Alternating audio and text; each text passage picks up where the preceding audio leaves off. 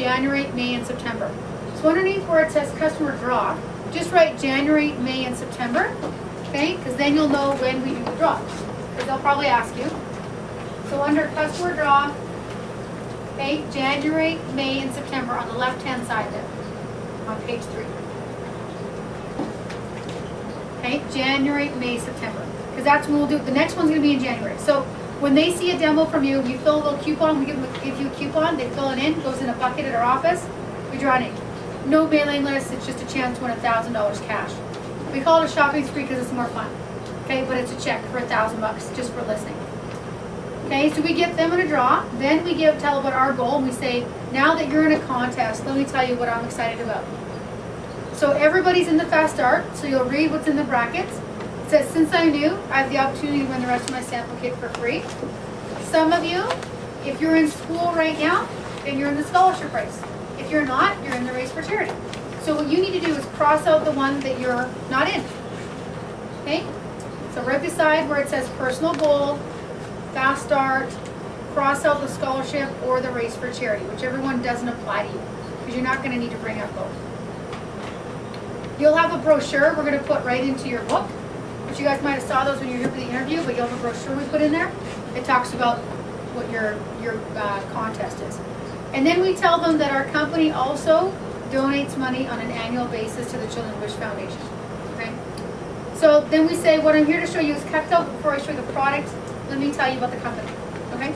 Now, to make this a lot more involved as we go through this, instead of me just standing here reading to you, I'm going to pick you guys through certain times to read a section. Okay? Even though there's blanks, I'll just yell out the answer, and then you just got to be paying attention because you got to fill in the blank. Okay? So why don't we have Brianna? Why don't you go first? Okay? We have been in business since 1949. Yeah, you got that right. 1949. So fill that blank in, everybody. Okay, go ahead. So you can keep reading, Brandon. I'll tell you when to stop. Yeah. We sell over 200 million. worth of petrol annually with over 15 million. customers, which makes us the top selling brand in America. Great. So those two blanks were 200 million and then 15 million. Okay, you can keep going. All Cutco knives are made in the United States in our factory located in New York. Yeah. I'd like to show you a product that demonstrates the quality of that. Great. Okay. So we don't talk in great detail about the company, but we give enough that they know we've been around for 60 years. A lot of people own it. It's a great product. Okay.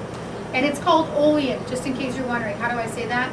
Some people say Olean, some people say something, but it's Olean. So now we tell them about our scissors, okay? So you guys are going to grab the scissors out of you get a bag. Your sample kit comes in this bag. So you pull out your scissors, and we say, hey, do you have a penny that I can borrow? Okay, great. So you grab a penny, and then I'll show you guys how to do this tomorrow. It's really easy. Cut around the outside of it, and they go, holy cow, they're wowed. And so now that they're wowed, we tell them about them. So then we read down here. We say, they're for both left and right-handed people. They're dishwasher safe. They won't rust or melt, and they come apart for easy cleaning. Why they come apart is so important, you guys, is because when you think about people's houses, they have scissors that they use just for chicken. Because if they don't clean them properly, then that's transmitting bacteria, salmonella. It's not good, right? So they'll have what they call poultry shears. Then people have garden scissors, okay, for outside. They might rust and things, so don't bring them in. Then they've got sewing scissors.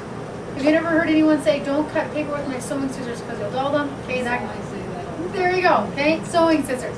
Then we have like just craft scissors, because those just are around, right? So usually a family has 4 pairs of scissors, or 3 or 4 pairs, right? Why these are so key is because you could cut chicken with them, and then take them apart, put them in the dishwasher, or clean them in your sink, and you're not going to worry about any kind of bacteria. They're not going to come apart when you're cutting, because your hands don't go that far apart, right? Okay, so don't need to. They're blunt. If your kids grab them, it's okay. They're actually not even sharp to touch. Now, if I push super hard, obviously they're scissors, right? But this is not a double the edge. It's just a ridge. The ridge is there, so it holds what you're cutting in place so it doesn't slide through the scissors, okay? The reason they cut so well is because they have high carbon surgical steel, not stainless steel. Stainless steel will be soft, okay? We use high carbon surgical steel. Handles are made of thermoresin. They don't absorb any kind of bacteria. It's not wood. It's not going to trap bacteria in there either. It cuts in the right hand. We'll cut in the left hand. Okay, and how long do they stay sharp? People always ask me that. Go ahead. That's the knives, actually. These ones, you guys, we tested them at our factory. We test them all the time. We put them on a machine, and the machine cut cardboard like this, okay? And it cut and cut and cut. It cut 9.5 miles of cardboard before it showed signs of dulling. So how long is that? I don't know, but whenever they do go dull, they're replaced, okay? They have a warranty on them. So if you want to jot down somewhere by the scissors, you know, not on the lines where it says uses, but somewhere by the scissors, write down 9.5 miles of cardboard before signs of dulling.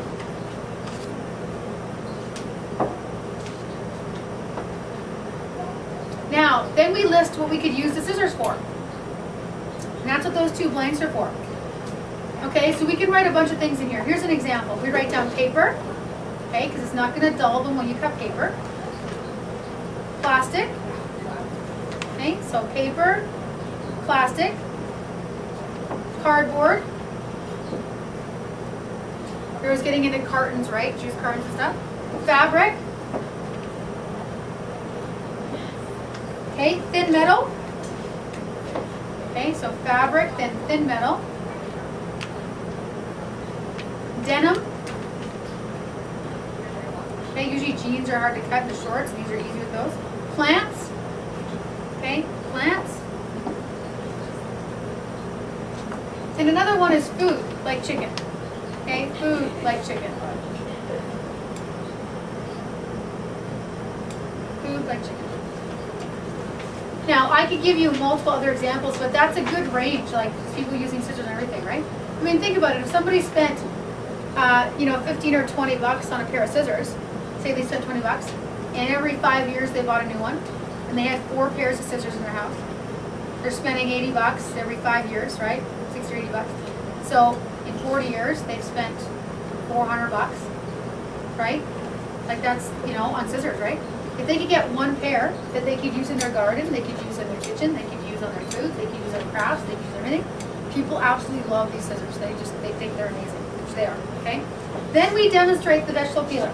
So this is where we pull out the vegetable peeler and we say to them, do you think you could grab an apple, a carrot, or a potato? So underneath where it says demonstrate peeler, just write ask for potato, apple, or carrot.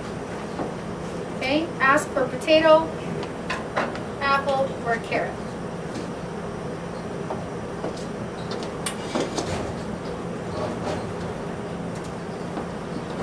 So potato, apple, or a carrot. So they get up and they grab that. And by the way, remember we're showing a lot of families, right? They have a bag of carrots or a bag of apples. We just get one. They grab one. And that's the best way to show them how amazing this is. Tomorrow when we cut food, you guys are going to use this. And I know it's just a vegetable peeler, but everybody uses one. It's amazing. It's awesome. Okay, so you can peel forwards or backwards with it because the blade swivels. Finger can go up here. This takes eyes of potatoes. Okay, it's got a handle that's like rubber. So if your hands are wet, it's not going to get slippery. Okay, it's fantastic. So super sharp blade makes thin peels that minimizes waste, and the triangular tip hits eyes from potatoes. So they use it, try it out, then we say, now let me show you where we got the idea for Cutco. So now we flip the page. All right, so when we flip the page, we say, do these look familiar to you at all? Most people say, yeah, why don't you take a picture of my kitchen? Okay, yeah, or I did own that, or I had that, or I know what you're talking about. That's what happens, okay? So these look familiar to you at all. Well, these are the world's most expensive set of knives. Okay? Now, why do you think these are the most expensive?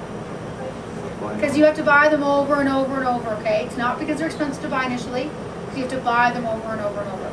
So what we're going to do is I'm going to pick somebody. We're going to fill in a couple blanks.